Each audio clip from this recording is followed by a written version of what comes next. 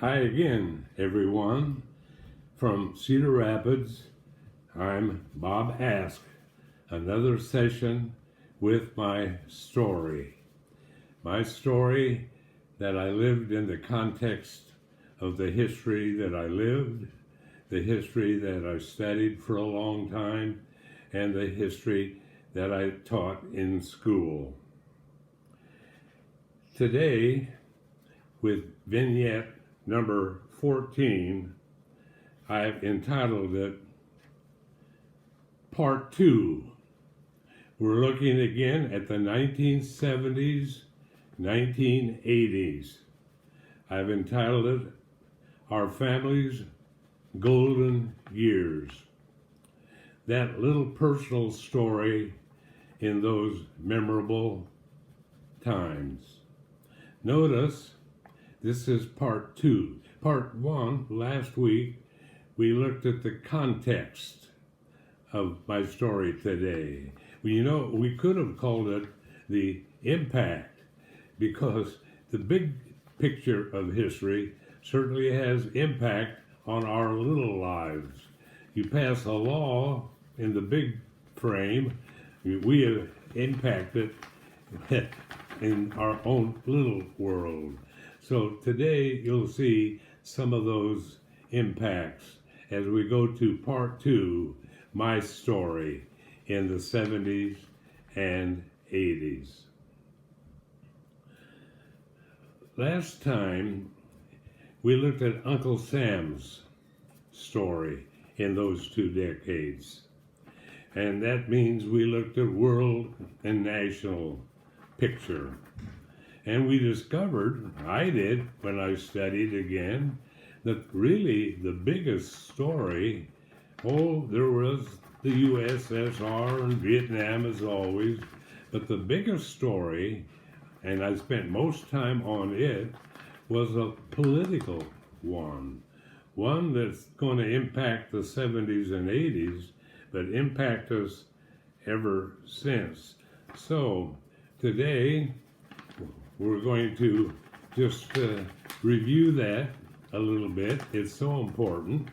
And then we'll go to the part that I kind of hurried in at the last when we got down to the 3 presidents, Nixon, Carter, and Reagan. So first we'll review that big picture. But even before I do that, I want to make a statement of explanation. I'm going to read it to make sure I get it just right. And this will explain why a little more context is needed. I have a confession, apology, and excuse left over from last time. I wonder if you viewers noticed while watching that, something was happening to the speaker, me. Well, it was too much, I found out. Producing 3 20-minute vignettes in 1 hour's plus time. I was literally, did you notice, running on fumes. In fact, it was a little frightening. Little by little, I didn't feel very good. And finally, it kind of hit me hard. And I I thought I was going to maybe keel over. Now, wouldn't that have been a dramatic conclusion to one of my stories? Bob Ask, 94, passed out while teaching.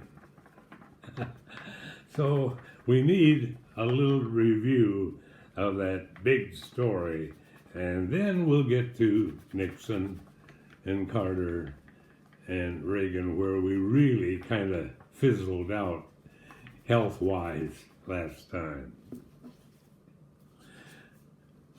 A little review is needed before we tackle this first major story.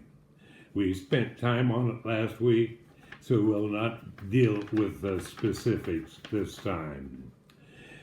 Looking at the South after the Civil War, because the South is the subject of that big change. After the Civil War, by this time, of course, no slavery. The South was at risk of losing control of the South. They call that losing white supremacy nowadays. So the South resorted to various tactics, playing defense, to keep that control politically, economically perhaps, and they resorted to various tactics to keep that supremacy. The famous Jim Crow laws were state legalized racial segregation laws. It was that old Plessy versus Ferguson ruling in the 90s that said, yeah, you can separate, you can segregate as long as things are equal. Well, we know they were not equal. So one of the tactics the South used for separation was segregation. Schools, restaurants,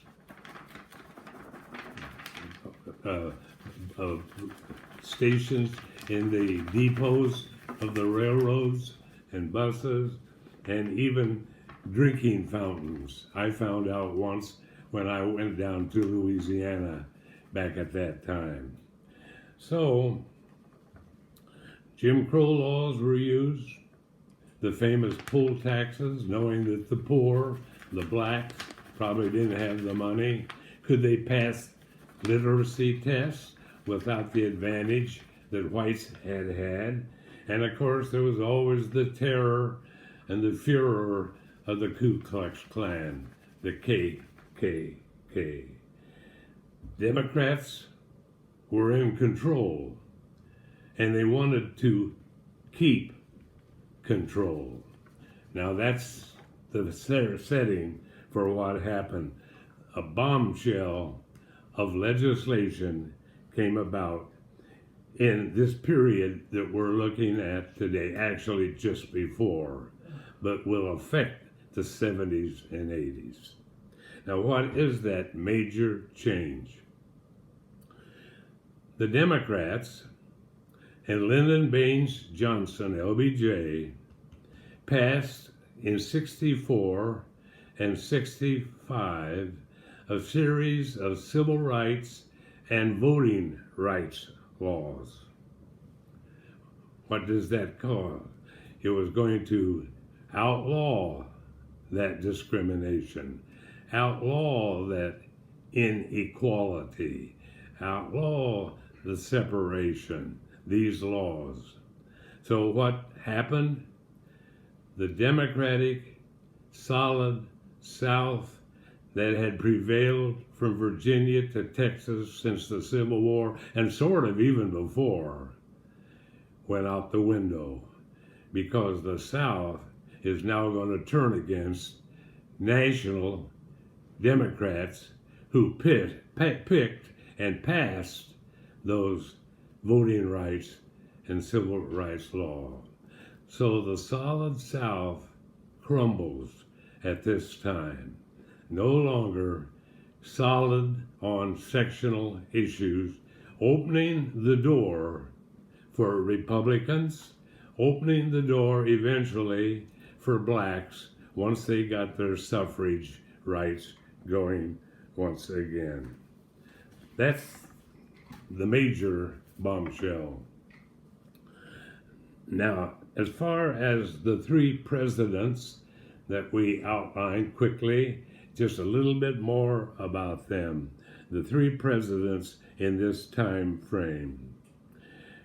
Richard Nixon, who won the election of 68 and 72, we said, and we should emphasize again, was very strong. It was his major strong suit, foreign affairs, handling China real well, and bringing an end to that long Vietnam War. We mentioned about his downfall, how here in the 72 election, he was way ahead, and his party operatives did a foolish thing, very, well, first of all, wrong, and secondly, crazily unnecessary. They were going to win by a landslide anyway. Operatives broke into a building in Washington called Watergate, the Democratic headquarters. Did Nixon engineer that? Well, that was a question that he said no, but he made a mistake. He tried to, they think, try to cover it up, which is a crime. So there was impeachment, and instead of sure eviction, he bowed out. He resigned on his own in 1974. It wrecked Nixon's name. Watergate, resignation with Gerald Ford taking over. Now, just a couple of little anecdotes that show you how close sometimes we rub shoulders with that big picture. Did you know, probably not, very few do, that Bob Ask lived in Ottumwa with Richard and Pat Nixon? He was at the Naval Air Station north of town, and Pat worked at the local bank where my sister worked. Here we were that close to Richard and Pat Nixon, just think. And then there was the National Convention in Miami Beach, Florida, the Republicans, where I was again rubbing shoulders with a man nearby seated at that 68 Republican convention. I sat by Thomas Dewey.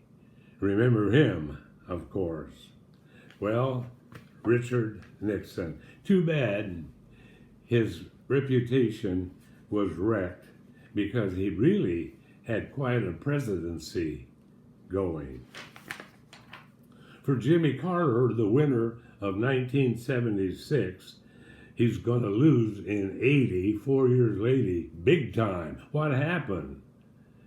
How could he go from victory to a landslide bombshell of defeat 4 years later? Well, for poor Jimmy Carter, it was 3 strikes and you're out. Plagued with inflation that would not let up hurt him. The Iran hostage crisis that he did little to resolve, never did, hurt him. And the fact that he was against the parties pro-choice in favor of the possibility of abortions. Jimmy Carter was pro-life, but he tried to hurdle and please both sides, and again, it seemed to indicate a weakness for poor Jimmy Carter. And today, he's looked upon, sorry to say, as a president who never could quite get things done. A connection of interest at this point in political history. At the 76th Republican State Convention in Des Moines, Marilyn and I were at the Savory Hotel downtown. We were delegates to that state convention. And when we went into the Savory upstairs, up elevator, we noticed there were Secret Service people all over the place. And when we got to our top floor, the man said, "Would you please go over this way?" We didn't know why. And then about an hour later, I decided to go down to the lobby, get a newspaper, kill some time. And again, that Secret Service person at the elevator said, would you or would you take this elevator instead of this one? Well, I said, okay. So I went down the elevator, and when the doors opened, out came Bob Ask to maybe 1,000 people waiting for someone. Well, all I remember is their reaction. They all went, oh, oh. I wasn't the one they were waiting for. Somehow I had a quick, humorous reaction, put my arms up, a la Nixon, and I melted into the crowd that had assembled. A few seconds later, out came Betty Ford. She had made the appearance for Gerald, who was unable to attend. You talk about rubbing shoulders with that big world. Then there was Ronald Reagan, Victor in 80 and 84. Well, I'll start with the personal connection before I go to the other. Turn it around this time. My dad, John, and I were in Des Moines as young boys, visiting station WHO. And we came to a glassed-in office where a broadcast was going on. It was Dutch Reagan talking sports, a Cub game, if I remember right. Dutch Reagan became the movie star, the governor, and the two-time president of the United States. Ronald Reagan's big concerns, other than getting rid of that USSR or getting rid of the other problems, was concerning the USSR. This is the time when that vast Soviet Union crumbled piece by piece, all 15, under the leadership of a man named Gorbachev, who was unable to keep things together. And Russia, now the Soviet Union, became Russia once again. So when USSR crumbled, did Ronald Reagan have anything to do with it? Well, at least a minor role, because in 1987, he made a speech at the Berlin Wall when he told the premier, Mr. Gorbachev, tear down that wall. Well, the president didn't do it, but he sure added fuel to the fire.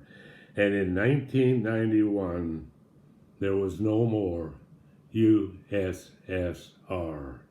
Back to Russia and the other various countries, Georgia, Ukraine, etc.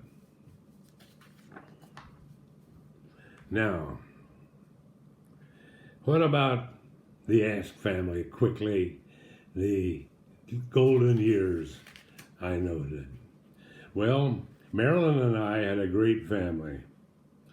We had 4 good kids, wonderful kids.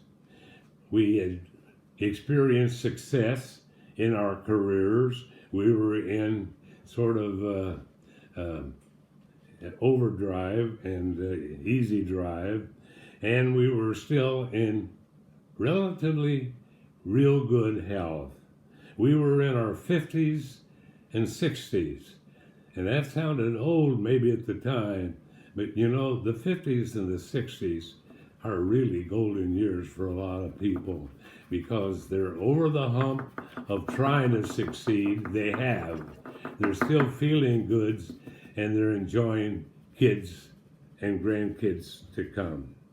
I retired from coaching in 81 and from teaching in 91. Yes, These were busy, exciting, wonderful years at 1818 9th Avenue, Southwest. Some sidelights in that time let me share. All four of our children graduated from Jefferson. 3 girls graduated from William Penn. Jerry graduated from the University of Northern Iowa. So you can see there is a lot of athletic events, a lot of fine arts events, academic success in favor. Cheerleaders, well, Becky and Carolyn were cheerleaders at Jeff. Jan and Becky were cheerleaders at William Penn. Even went to a bowl game in 1972 out in Kansas with the William Penn Iowa Conference champions. And Jan, by the way, was later chosen for the Student Hall of Fame at Jefferson. Jerry was a baseball player at Jeff and later at Northern Iowa, but his big success, especially as a star, was when he was on the University of Northern Iowa gymnastics team.